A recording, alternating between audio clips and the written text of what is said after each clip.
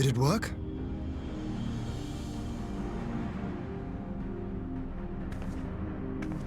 It did.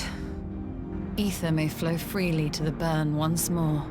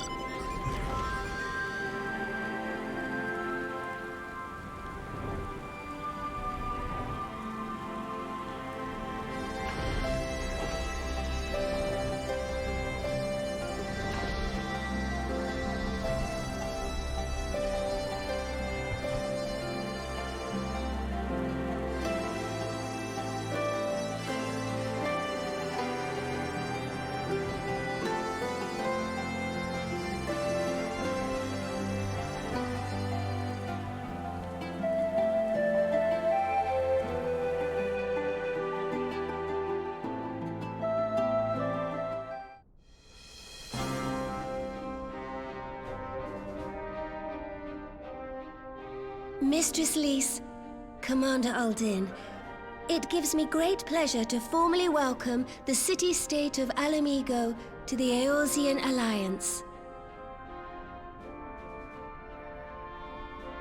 The pleasure is ours, Your Grace. I know I speak for all Alamegans when I say that we are glad of this chance to stand with our comrades of the Alliance. And we, for our part, are glad indeed to be able to welcome friends both old and new. Lord Hien of Dolma, at your service. Pray, accept my heartfelt thanks for your generous invitation. Nay, 'tis we who must thank you for journeying so far. And 'twould be remiss of me not to acknowledge the part the Scions of the Seventh Dawn have played in bringing all of us together. In times of great unrest, You and yours have been our constant companions, without whom we would not be here. With apologies to Lord Hien and Mistress Alisaie, it occurs to me that we have not gathered in this way since that fateful day in Uldar. The day I lost my arm and my freedom. As I lay in my cell, never did I dream that I would one day be given the chance to represent my homeland at this council. I would not even be alive had you not plucked me from the jaws of death. You, Yugiri, and Alphino. Would that the lad could be with us.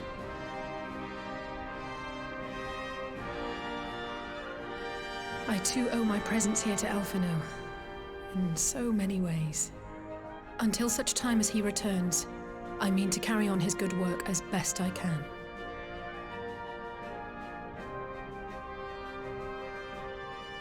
Come, friends. Let us leave the past in the past and turn our eyes to the future. My Lord Hien, pray, tell us how things stand in the East.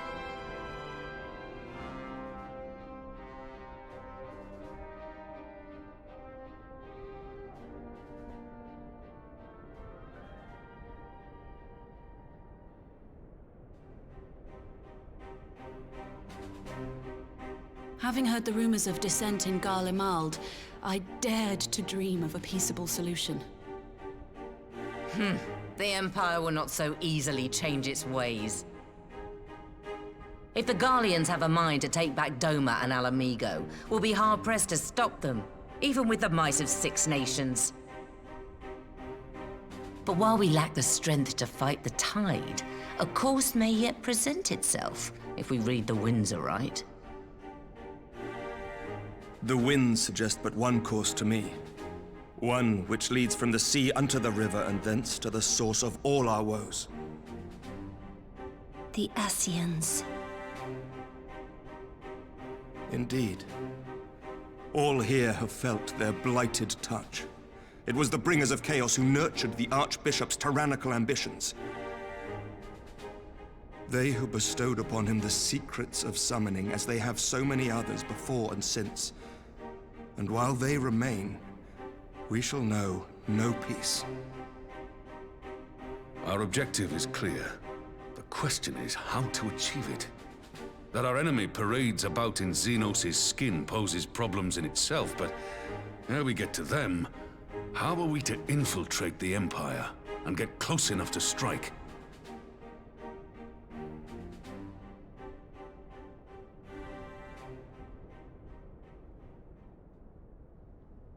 While I see the wisdom in targeting the Ascians, an assassination attempt on Garlean soil would do little to aid our cause, even were it to succeed. It's time we used our enemy's preferred tactic: subterfuge. You have an idea? Speak your mind, Master Thancred. None here know the enemy better than the Scions, and you mayhap best of all. Whatever it is you propose, we will give it fair hearing. On that you have my word. Very well, Admiral. My proposal is thus. We dispatch the shinobi to Imperial territory. There, they sow the rumor that the Crown Prince perished in the battle for Alamigo, and that the man parading around is in fact a corpse inhabited by a servant of darkness.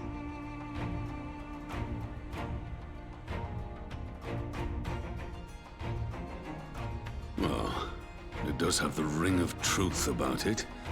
And were the Garleans to learn that their future ruler is a puppet, the Empire would be shaken to the core.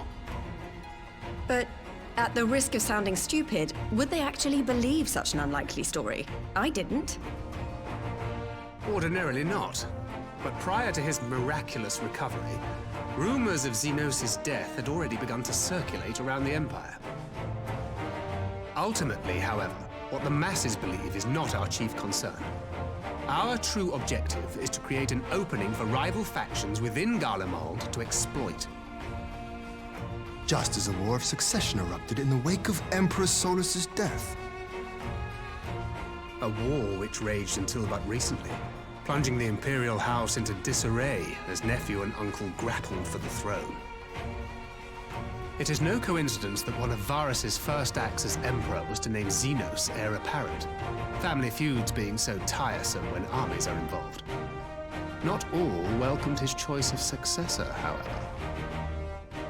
There is no shortage of individuals who aspire to the throne, who would jump at any chance to seize power. The news that Xenos is not only dead, but a puppet to diabolical forces would be too enticing to ignore. The Empire would not be quick to recover from a second war of succession. I am no stranger to infiltrating Imperial territory. With a team of operatives gathered from among the Alliance's finest, the plan should have a reasonable chance of success. Doma already has shinobi in place throughout the provinces. We stand ready to act, and act we must. What say you all?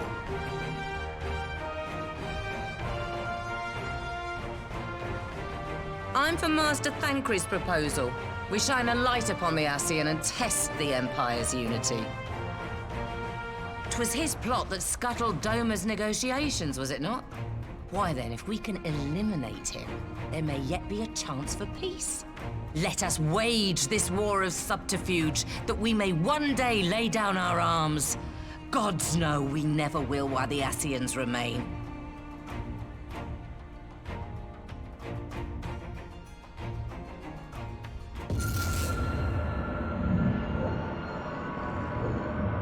That way. Sorrow.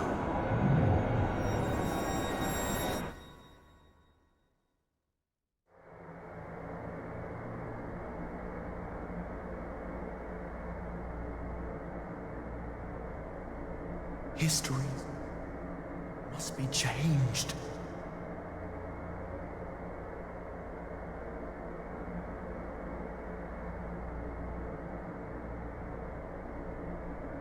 Ahead looms a calamity. Ahead looms light, expunging all form and life. Twin dooms only you can forestall. Only you. What's the matter?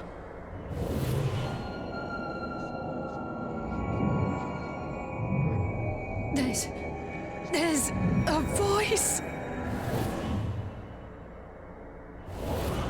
Spies in our midst? Nay, I sense no such presence. Let expanse contract. Eon become instant. Throw wide the gates that we may pass.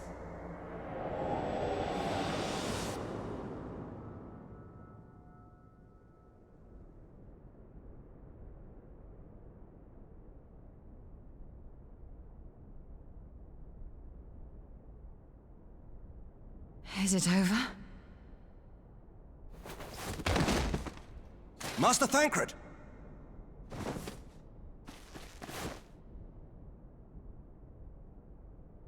12 for Fend. Bear him to a private chamber. Have every healer make ready. Swiftly!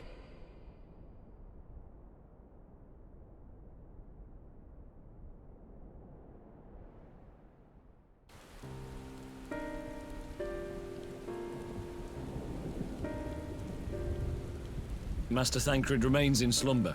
Though his vital signs appear stable, he's unresponsive. What could have done this? And why just him and not the others? I'm afraid we could not identify the cause, my lady. Our examinations revealed no wounds, nor the presence of any poisonous substances. Gods, that only makes it worse. You're to let us know the moment there's any change, all right?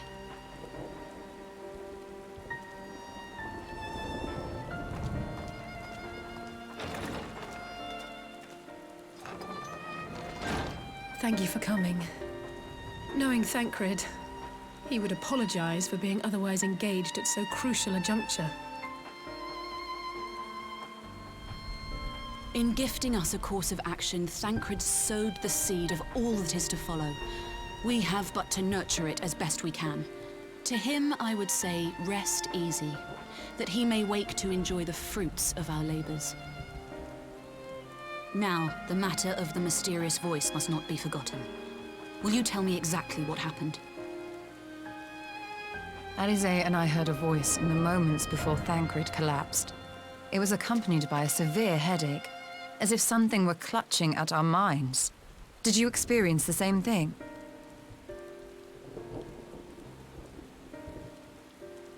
So, in between the voice and the pain, you felt as if you were somewhere else entirely?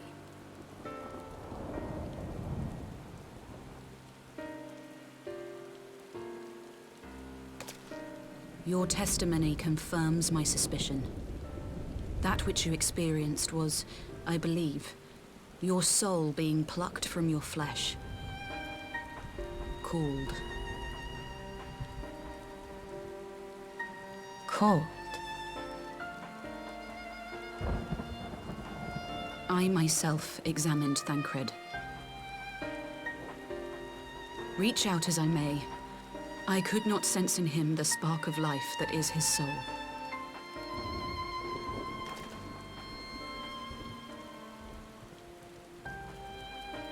That Thancred alone was stricken so is likely due to his heightened sensitivity to the effects of ether, a consequence of his prior possession by the Ascian La Hebrea.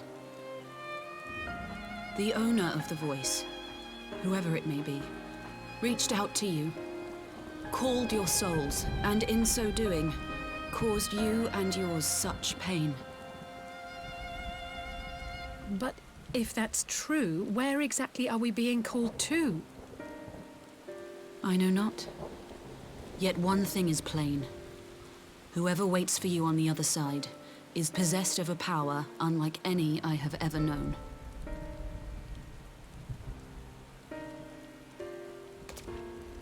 Forgive us, Lys, but may we leave Thancred in your care for a time? As if you had to ask. I may not be a scion anymore, but I'm no less a friend. Don't worry. I'll see to it that Thancred's well looked after. Just focus on solving this mystery, all right? Thank you, Lys. As the Elder Seedseer says, 'tis no ordinary individual we are dealing with. Nor can we discount the possibility of Ascian involvement. Whoever or whatever is behind this, the sooner we find out, the better.